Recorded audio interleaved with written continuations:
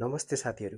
आज म तपाईँहरूलाई यस नेपाली कथा च्यानलमा स्यालले जवाफ भेटेन भन्ने शीर्षकको नेपाली कथा लिएर आएको छु।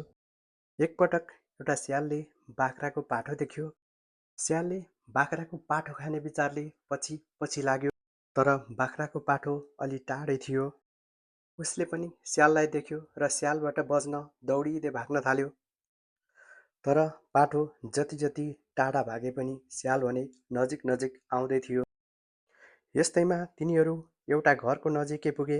पाठालाई अब त बाँचिन्छ कि क्या हो भन्ने आशा पलायो।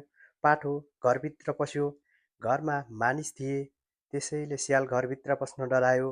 घर बाहिरबाट स्यालले भन्यो, तिमी घरभित्र पसेर के गर्छौ? घरबेटीले तिमीलाई बाँकी राख्दैनन् क्या र? त्यसैले तिमी बाहिर आउने राम्रो।